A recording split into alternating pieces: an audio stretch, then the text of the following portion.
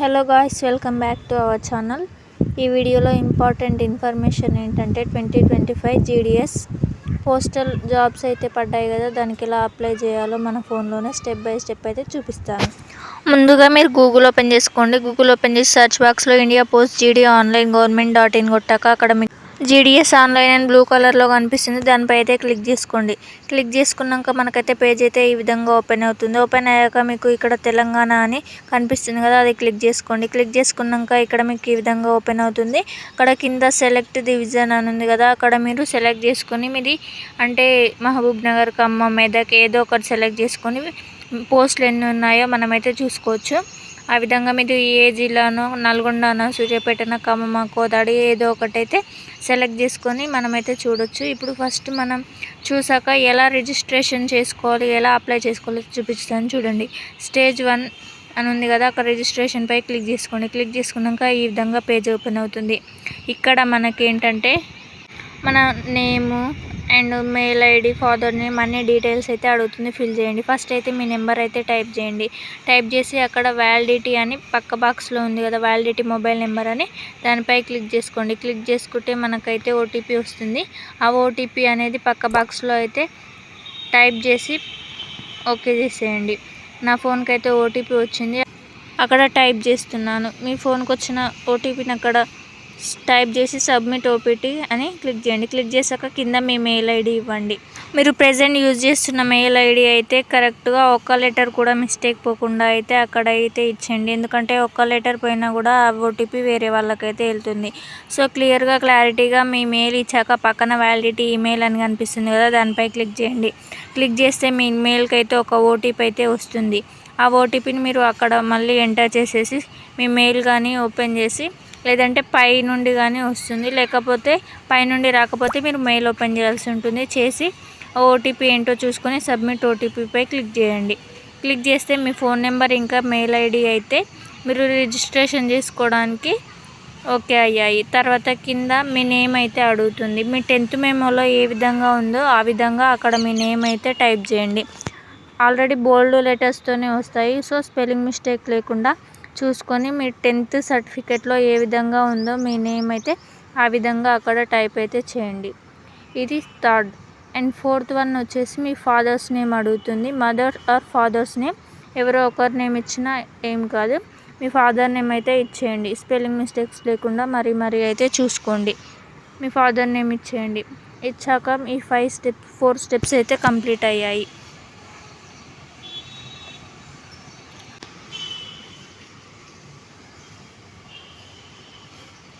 అక్కడ mother or father name అయితే ఇచ్చేయండి. ఇచ్చాక మనకి ఇంకొన్ని జెండర్ ఆర్ మనం ఏ ఇయర్లో పాస్ అయ్యాము, మనం ఎక్కడ స్టడీ చేసాము అన్నీ అయితే అడుగుతుంది. అవి ఆటోమేటిక్గా మీకైతే తెలిసి ఉంటుంది కదా, మనమైతే ఫిల్ చేసుకోవచ్చు అన్నీ. అండ్ నెక్స్ట్ వచ్చేసి డేట్ ఆఫ్ బర్త్ అండ్ మీ యొక్క డేటు, మీ యొక్క ఇయర్, మీ యొక్క మంత్ అయితే అక్కడ సెలెక్ట్ చేసుకోండి. ఫస్ట్ డేట్ అయితే సెలెక్ట్ చేసుకోండి. సెలెక్ట్ చేసుకున్నాక అక్కడ మీరు ఏ మంత్ అయితే మీరు డేట్ ఆఫ్ బర్త్ ఏ మంతో అది సెలెక్ట్ చేసుకోండి, ఏ ఇయర్ సెలెక్ట్ చేసుకోండి. ఇలా మీ యొక్క డేట్ ఆఫ్ బర్త్ అనేది మీ సర్టిఫికేట్లో 10th మెమోలో ఏ విధంగా ఉందో అదే డేట్ ఆఫ్ బర్త్ అయితే అందులో వేసుకోండి. ఇది. అండ్ నెక్స్ట్ వచ్చేసి జెండర్, ఫీమేల్ ఆర్ మేల్ ఏదో ఒకటైతే మీరు ఫీమేల్ ఆ మేల్ అయితే సెలెక్ట్ చేసుకోండి.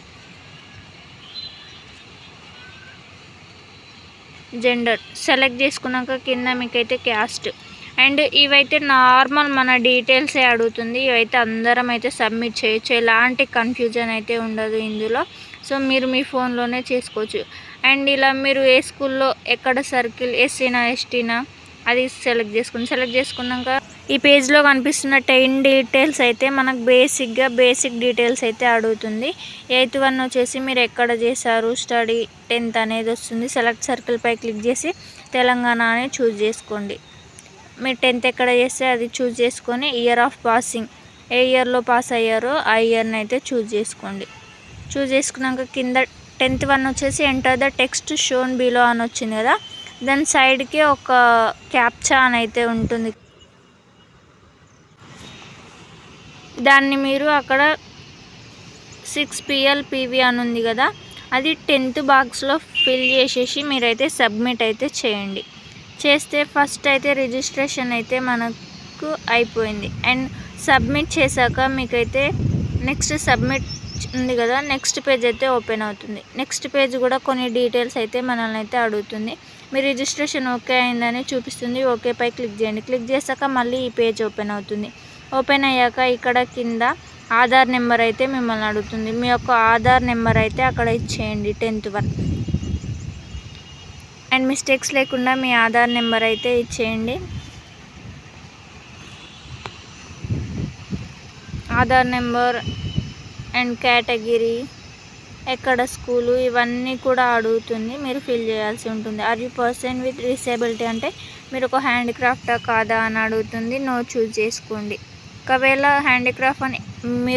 హ్యాండిక్రాఫ్ట్స్ అయితే ఎస్ చూజ్ చేసుకొని మీ యొక్క క్యాస్ట్ కేటగిరీ అయితే అక్కడ అడుగుతుంది. అది కూడా ఇచ్చేయండి.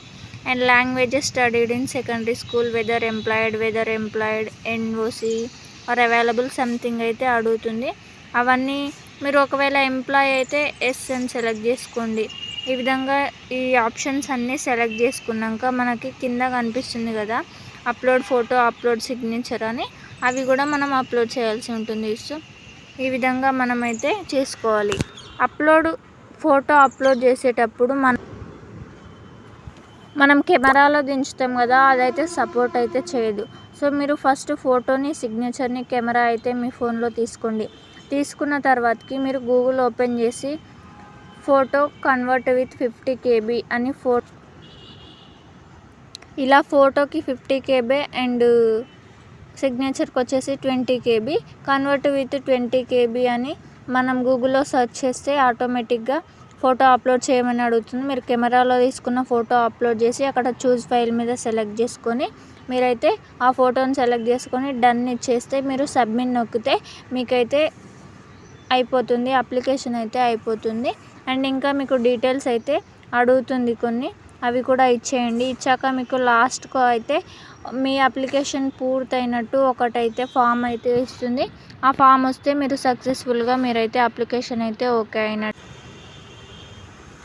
సో బయట నెట్ సెంటర్కి పోకుండా మన ఫోన్లోనే ఈ విధంగా ఈజీగా అయితే మనమైతే అప్లై చేసుకోవచ్చు. ఈ వీడియో మీ ఫ్రెండ్స్ కూడా షేర్ అవుతుంది. సో టైం కొంచెమే ఉంది కదా, సో మీ ఫ్రెండ్స్కి కూడా షేర్ చేసి ఈ వీడియోని అయితే నచ్చితే లైక్ చేయండి. ఈ ఫోటో సిగ్నేచర్ అప్లై చేసి మీరైతే సబ్మిట్ అయితే చేసేయండి. చేశాక మీకైతే ఒక ఫామ్ అయితే వస్తుంది. ఆ ఫామ్ కూడా ఎలా ఉంటుందో మీకైతే చూపిస్తాను. మిమ్మల్ని ఫీజు అడుగుతుంది. మీరు ఒకవేళ ఎస్సీ అయితే ఫీజు అయితే లేదు, ఒకవేళ బీసీ అయితే మిమ్మల్ని అయితే ఫీజు అడుగుతుంది. ఆ ఫీ పే చేస్తే మనకైతే ఈ విధంగా ఇలాంటి అప్లికేషన్ ఫామ్ అయితే వస్తుంది. సో ఇది మీ ఫోన్లో స్క్రీన్ షాట్ అయితే తీసుకుంది, లేదంటే నెట్ షాప్కి వెళ్ళి ప్రింట్ అయితే తీసుకోండి. ఈ విధంగా మీ ఫోన్లోనే ఈజీగా ఖర్చు లేకుండా అప్లై చేసుకోవచ్చు.